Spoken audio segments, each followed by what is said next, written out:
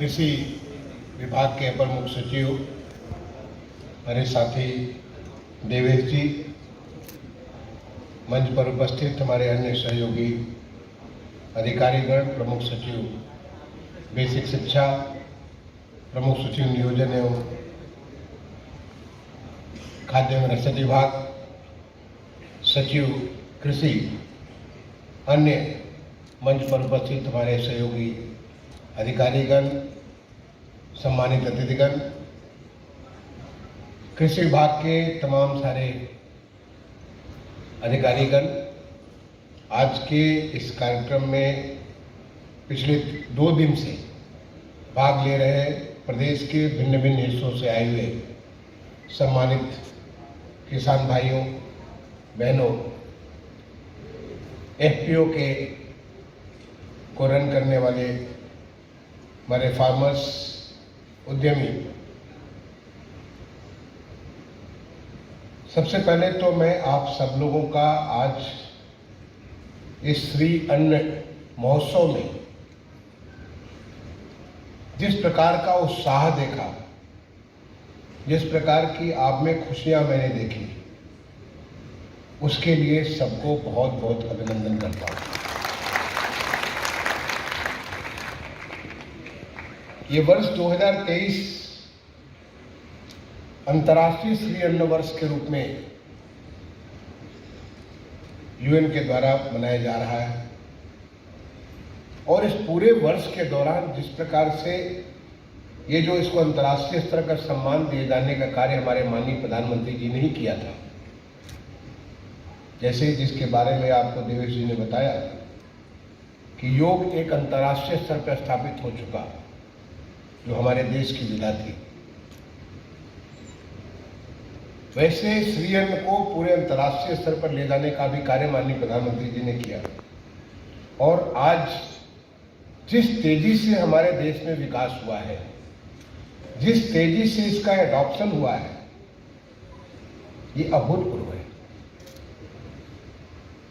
मैं किसान का बेटा हूं, मेरे घर में खेती होती थी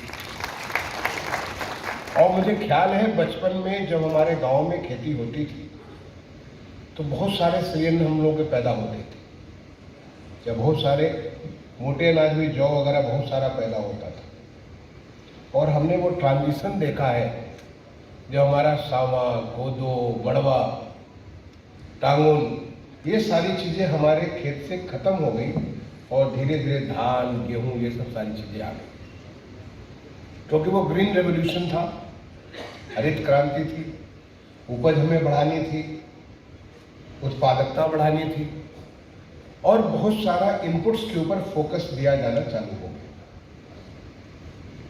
और उससे काफ़ी विकास हुआ, काफ़ी ज़्यादा हमारा अन्न उत्पादन, हम आत्मनिर्भर हो गए।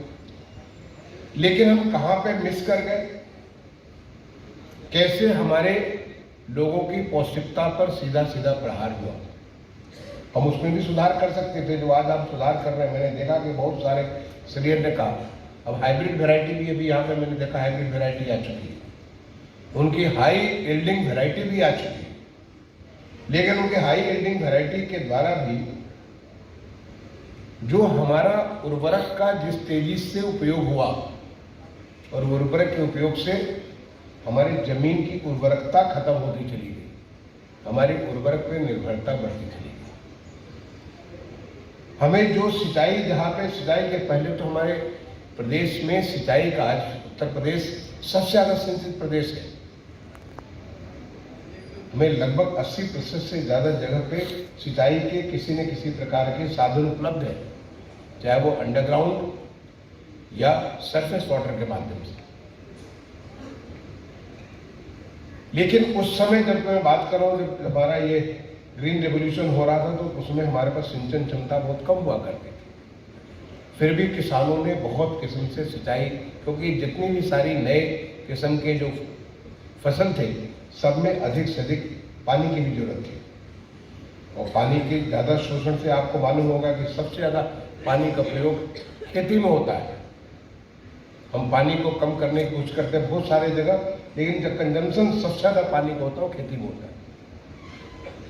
और जो श्री अन्न होता है वहाँ होता है जहाँ पे पानी नहीं होता है, पानी कम होता है।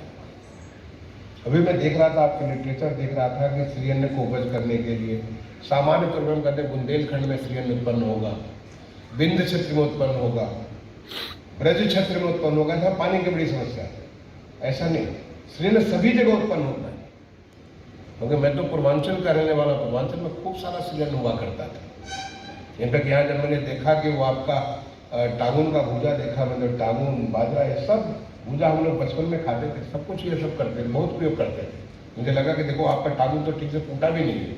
हम जब टागुन देते सारी सारी छोटे छोटे, जैसे मक्के के बड़े बड़े होते थे, तो टागुन के छोटे छोटे होते थे, और उसका अलग स्वाद होता था। इसमें जिस प्रकार की पौष्टिकता है, जिस प्रकार के हमारे न्यूट्रिशन की आवश्यकता है हमारे लिए, मैं ज़्यादा बात नहीं करूँगा क्योंकि बहुत विस्तार से इसको देवेश जी ने इतने अच्छे से समझाया कि उसके आगे मुझे बताने की बहुत आवश्यकता नहीं है। लेकिन जितने प्रकार के हमें न्यूट्रिशंस की आवश्यकता है, वो सारे के सारे न्यूट्रिशंस इस श्री अन्न में उपलब्ध है और पर्याप्त मात्रा में उपलब्ध है। और ऐसी चीज़ें जो हमारे नुकसान करती हैं, स्वास्थ्य का नुकसान करती हैं, वो चीज़ें कम है इसमें, जिनकी वजह से हमारे स्वास्थ्य का बहुत सारा जो समस्या हो गया, आज के जीवन शैली में जो तमाम किस्म के चैलेंज, चुनौती आ गई, उन चुनौतियों से हम निपट सकते हैं अगर हम इसको श्री अन्न को अपनाएंगे। इनफैक्ट धीरे धीरे जैसे जैसे हम वो धान और गेहूं के चक्कर में गए, तो हमारा ऐसा हो गया कि जैसे हम बोले कि हम गांव वाले हैं, हम तो कुएं का पानी पीते थे, कोई फर्क नहीं पड़ता था। लेकिन लोगों को धीरे धीरे आदत पड़ गई, तब जब तक आप डिस्टिल वाटर नहीं पिएंगे तो आपको तो बीमारी लग जाएगी, क्योंकि सिस्टम हमारा उसके हिसाब से हो गया। वैसे हमारा सिस्टम गेहूं और जो धान का जो चावल का जो सिस्टम था, कि हमारे हम फाइबर पचा ही नहीं सकते हैं। अभी आपको लगता है कि जब आप थोड़ा सा श्री अन्न खाएंगे तो लगता है कि बड़ा गूढ़ होगा, या थोड़ा सा जौ का सत्तू ले लीजिए तो आपको लगता है बड़ा गूढ़ होगा, बहुत भारीपन लगता है। लेकिन सिस्टम आपका बिल्ड करेगा जब उस फाइबर के साथ जो है, तो और ज़्यादा अच्छा हो जाएगा और धीरे धीरे उसके साथ यूज हो जाएगा। ये तो धन्य हो हमारे माननीय प्रधानमंत्री जी ने जिस प्रकार से श्री अन्न को ताकत दी, और हमारे प्रदेश में माननीय मुख्यमंत्री जी ने, जो माननीय प्रधानमंत्री जी की एक प्रेरणा थी, जो उनकी एक पूरे देश के प्रति एक अपेक्षा थी, उसको माननीय मुख्यमंत्री जी ने उसको बहुत तेज उसको ताकत दे दी। और इतने सारे कार्यक्रम श्री अन्न को लेकर के हमारे उत्तर प्रदेश के कैबिनेट ने अनुमोदित करते हुए इतना सब कुछ शुरू किया, जिसका सबका एक एक बहुत डिटेल में वर्णन आपको देवेश जी ने बताया। जिसका एक नमूना आपने देखा कि जब आप बीज पैदा करते हैं तो उसके लिए भी आपको ये सब्सिडी मिल रही है, एफपीओ को सब्सिडी मिल रही है, हर चीज के लिए। क्योंकि ये श्री अन्न एक आप समझ लीजिए कि 360 डिग्री मल्टीफेरियस, हर डायरेक्शन से इसको जो है अटैक किया गया, कि ताकि हम श्री अन्न को दोबारा जिंदगी में वापस कर सकें, फिर से वापस ला सकें। क्योंकि वो भूल गए थे, हम 70s के बाद से बिल्कुल श्री अन्न को भूल गए थे। आज किसी भी होटल में जाइए, किसी भी रेस्टोरेंट में जाइए, किसी भी प्रदर्शनी में जाइए, लोग बड़े सम्मान के साथ कहते हैं कि देखिए हमारे यहाँ फला फला श्री अन्न के फूड है, प्रदर्शित है।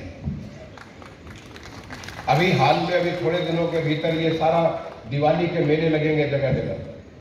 पक्का मान के चलिए कि कोई भी दिवाली का मेला पूरा नहीं होगा जब तक वहां पर श्री अन्न के स्टॉल नहीं लगे होंगे। वो लोग दिखाना चाहते हैं। ये हमारे माननीय प्रधानमंत्री और माननीय मुख्यमंत्री जी ने जो इसमें एक ऊर्जा दी है, उस ऊर्जा का नतीजा है कि आज सब कोई श्री अन्न के साथ जुड़ना चाहता है। नाम भी देखिए कितना सुंदर, श्री अन्न। श्री मतलब माँ लक्ष्मी, माँ लक्ष्मी का अन्न, जो कि हमें बने धन धान्य पूर्ण करेगा, जो हमको संपन्न करेगा, स्वस्थ करेगा, वो हमारा श्री अन्न है। इसके लिए इसको जो कहते हैं न्यूट्रिशियस फूड, ये पौष्टिक आहार है। इस पौष्टिक आहार के लिए किस प्रकार से इसको प्रोसेस करेंगे, कैसे उसको बनाएंगे, बहुत लोगों को जानकारी नहीं है। इसके लिए उपाय भाई देवेश जी ने बताया कि कैसे लोगों को इसको अलग से, इसके बारे में तमाम सारे कोर्सेज भी हो रहे हैं, बहुत सारे लोग ऑनलाइन कोर्सेज ले रहे हैं, बहुत सारे डिजिटल प्लेटफॉर्म पे आपको इतने सारे कोर्सेज मिलते हैं कि क्या क्या चीज़ें बना रहे हैं, और बहुत सारे कॉम्पिटिशन्स हो रहे हैं। लोग इसके आपस में उनकी प्रतियोगिता के माध्यम से लोग अलग अलग चीज़ें जब लेकर के आएंगे तो उसका उपयोग और ज़्यादा करेंगे।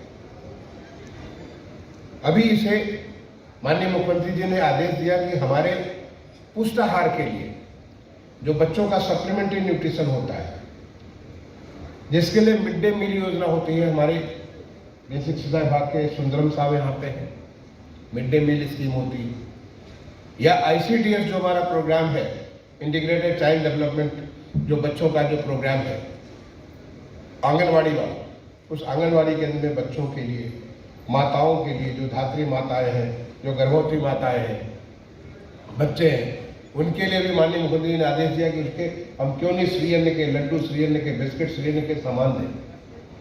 मैं पीछे रामपुर गया था, रामपुर में यहाँ पे अमित वर्मा जी हैं, मुझे अभी दिखे थे कहीं पे पीछे ढलते दिखे थे, ये पीछे बैठे हुए हैं। अमित वर्मा जी ने इतने किस्म के इन्होंने फूड्स बनाए हैं, और हर एक फूड के बारे में कि ये फला के लिए जो हमारी किशोरी महिलाएं, किशोरी बच्चियां हैं, जो एज ऑफ उनका जो डेवलपमेंट है, या जो चाइल्ड बियरिंग का एज है, हर एज के लिए किस किस प्रकार से अलग अलग न्यूट्रिशन को मिला करके आप फूड आप बनाएंगे, जिसको आप उसको उपयोग करेंगे तो उनका जो आज उनकी जो पोषकता में कमी है, उस पुष्टाहार को वो पूरी कर पाएंगे। और ये केवल अमित वर्मा जी नहीं, ऐसे 2500 लोग हमसे मिलते रहते हैं, वो मिल के मुझे बताते रहते हैं कि उन्होंने ये किया, इस प्रकार से किया, और ये चीज़ इसके लिए उपयोग हो सकता है। तो क्यों नहीं ये हमारे बच्चों के लिए, जो हमारी जो ICDS के छोटे बच्चे हैं, या जो हमारी महिलाएं माताएं हैं, उनको ये इसके माध्यम से उनका पुष्टाहार बढ़ा करके उनका कैल्शियम बेहतर कर सकते हैं, उनका आयरन बेहतर कर सकते हैं, उनका जिंक बेहतर कर सकते हैं, उनके अन्य हमारे जो माइक्रो न्यूट्रिएंट्स को कैसे नहीं बेहतर कर सकते हैं, कम से हम ज़्यादा कैसे कर सकते हैं। इनफैक्ट मैं तो इसको स्मार्ट फूड कहता हूँ। ये न केवल पौष्टिक आहार है, न्यूट्रिशियस फूड है, ये स्मार्ट फूड है। ये स्मार्ट होता है to get more from less, थोड़ा सा ले और उससे आपको ज़्यादा फायदा होगा, उतने से आपको संतुष्टि आपकी ज़्यादा बढ़ेगी। तो आज इसके लिए जो हमारा श्रीअन्न महोत्सव हो रहा है, श्रीअन्न महोत्सव के माध्यम से इसमें और ज़्यादा जागरूकता लाई जा रही है। जागरूकता इस बात के लिए कि सरकार क्या कुछ आपके लिए कर रही है, जागरूकता इस बात के लिए कि क्या कुछ आप खुद अपने लिए कर सकते हैं, अपने को बेहतर करने के लिए कर सकते हैं, ताकि इसका और ज़्यादा प्रचार प्रसार हो। अभी आपको हमारे जो खाद्य एवं रसद विभाग के प्रमुख सचिव साहब ने कैसे बताया, इसके लिए सरकार ने जो हमारा प्रोक्योरमेंट जो सिस्टम बना हुआ, जो खरीद की सिस्टम बना हुआ, उसमें मिनिमम सपोर्ट प्राइस भी दे दिया। आप ज्वार पैदा करें, बाजरा पैदा करें, कोदो पैदा करें, सामा पैदा करें, अदर जो टाउन है, मड़वा है, ये सब जो तमाम चीज़ें जो पैदा करें, हर एक के लिए मिनिमम सपोर्ट प्राइस भी दे दिया। आप उसके लिए निश्चिंत हो जाएंगे, जब आप जो आपकी पैदावार होगी, उस पैदावार का आपको पैसा भी मिलेगा। और अगर प्रोसेस करके उससे आप करेंगे, उसको मल्टीपल टाइम्स आपको गेन होगा। क्योंकि जो अभी एक यहाँ पे राजीव पांडे जी हैं, पल्लवी उपाध्याय, राजीव पांडे, ये आए खाने के लिए, उससे मल्टीपल टाइम्स उसका वैल्यू कितना बढ़ जाता है। अभी एपिडा का आपको दिखा रहे थे, एपिडा के अभी आपको रिपोर्ट दिखा रहे थे। हमारे प्रदेश में अभी भी हम एक्सपोर्ट में बहुत पीछे हैं। क्यों पीछे हैं? कि हम उतना प्रोसेस करके, जैसे कि बहुत सारे मिलेट्स हमारे सदर्न स्टेट से बहुत होते हैं, और बहुत दिनों से उसको एक्सपोर्ट कर रहे हैं। हम अब इसमें घुसे हैं, तो हमारे लिए प्लेटफॉर्म है कि हम कह सकते हैं अगले साल हम 200% ग्रोथ कर लिया, अगले साल हमने 250% ग्रोथ, क्योंकि हम बहुत लो बेस से स्टार्ट कर रहे हैं। क्योंकि एक्सपोर्ट मार्केट में उपलब्धता है। जब यहाँ पे G20 का सम्मेलन चल रहा था, हमारे प्रदेश में 11 अलग अलग सम्मेलन हुए 4 शहरों में, और हर एक सम्मेलन में जो फूड हम देते थे, हमारे G20 के मेहमान, जो दुनिया के जो सबसे ताकतवर देश है, उन देशों के मेहमान जो आए थे, उनको फूड देते थे, उसमें मिलेट्स निश्चित तौर पे उनके इंग्रेडिएंट तौर पे होता था, मिलेट्स जरूर होता था। और मिलेट्स का काउंटर बड़ा पॉपुलर काउंटर होता है। मिलेट्स के तमाम सारे प्रोडक्ट वो यहाँ से खरीद करके लेके गए। अब आप सोचिए कि उसका मतलब है कि उनको डिमांड है, हम उस डिमांड को सप्लाई कर सकते हैं। हमारे किसान भाई उसको अगर पैदा करेंगे और पैदा करने के बाद उसको प्रोसेस करके हम अलग अलग किस्म का प्रोडक्ट बनाएंगे, वो वहाँ पे जाके कंज्यूम हो सकता है और हमें बहुत ज़्यादा उससे वैल्यू मिलेगा। यानी ये हमारे समृद्धि का एक नया रास्ता, जो श्री अन्न है, तो श्री अन्न से समृद्धि, एक समृद्धि का एक नया रास्ता ये खोल सकता है अगर आप इसमें जुड़ेंगे। तो ये जो हमारा, जो हम एक केवल इस विचार से नहीं करें कि हम श्री अन्न वहीं कर सकते हैं जहाँ पे सिंचाई का साधन नहीं, श्री अन्न वहाँ भी कर सकते हैं जहाँ पे सिंचाई का कम साधन है, या श्री अन्न वहाँ कर सकते हैं जहाँ सिंचाई का साधन है लेकिन आप अब डाइवर्सिफाई करना चाहते हैं। थक चुके हैं आप केवल वो धान और गेहूं उगाते उगाते, अपने जमीन को थका चुके हैं आप धान और गेहूं उगाते उगाते, जमीन की उर्वरता को खत्म कर चुके हैं। इनफैक्ट मैं सारे किसान भाइयों को एक और बढ़िया बात बताना चाहूँगा, क्योंकि बहुत सारा काफ़ी सारगर्भित आपके साथ वक्तव्य दिया हमारे एसीएस कृषि महोदय ने। उसमें एक बात, महत्वपूर्ण बात है, जो कि बहुत अच्छा कार्य आज कृषि विभाग कर रहा है। कृषि विभाग भी कर रहा है और राजस्व विभाग मिल करके कर रहा है, दोनों मिल करके कर रहे हैं। आज हमारे प्रदेश में लगभग 7.5 करोड़ प्लॉट्स हैं खेती के, और हम आधे से ज़्यादा प्लॉट्स का, जैसे कि आपका नाम मैंने कहा अमित वर्मा है, तो राजीव पांडे हैं, तो देवेश चतुर्वेदी हैं, तो राजशेखर है, तो सुंदरम है, जैसे हमारा दुर्गा शंकर नाम है, हम लोग का जैसे नाम है वैसे हर प्लॉट का नाम दे चुके हैं। हर प्लॉट का नाम दे चुके हैं। हम उसको पुकार सकते हैं, जब हम पुकारेंगे राजशेखर, तो जब राजशेखर कहेंगे तो राजशेखर ही हाथ खड़ा करेंगे, वही बोलेंगे, देवेश नहीं बोलेंगे। और जब हम देवेश बोलेंगे तो अमित नहीं बोलेंगे, देवेश ही बोलेंगे। उनका नाम है, उनकी पहचान है। ऐसे आज हमारे प्रदेश में एक विशेष मिशन मोड में चल करके हर प्लॉट को उसको कहते हैं, जैसे हमारा नाम हो गया कि दुर्गा शंकर मिश्र नाम हो गया, देवेश चतुर्वेदी हो गया, राजशेखर हो गया, ऐसे नाम हो गया, वैसे हर प्लॉट का एक जियो रेफरेंस किया जा चुका है, हम उसको पहचान दे सकते हैं।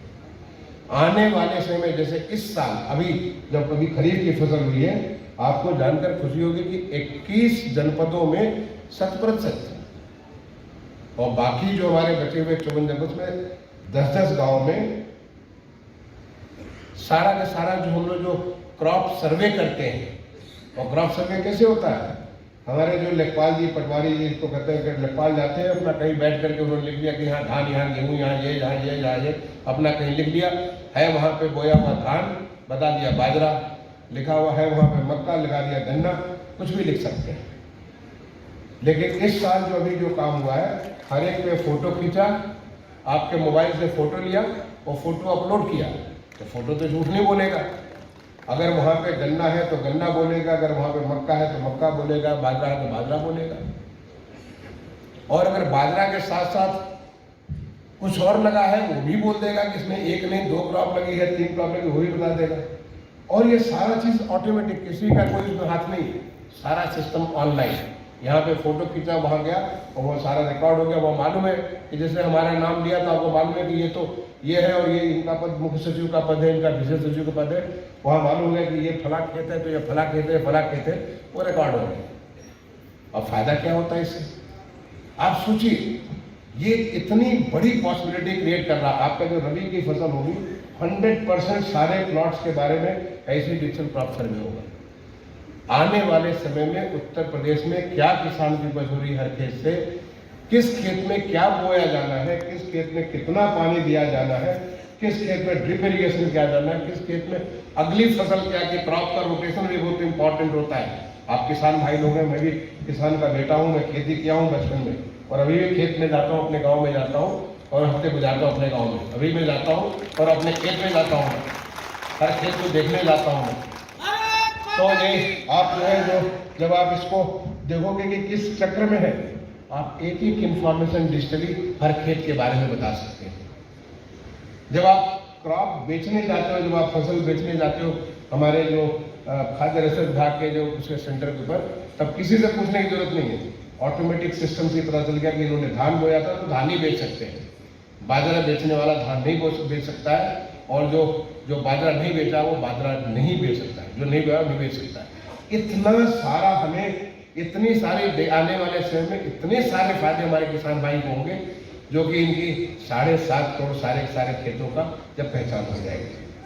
और ये होने जा रही है बहुत तेजी से। इस काम को देवेश जी ही करा रहे हैं और हमारे रेवेन्यू डिपार्टमेंट कर रहा है।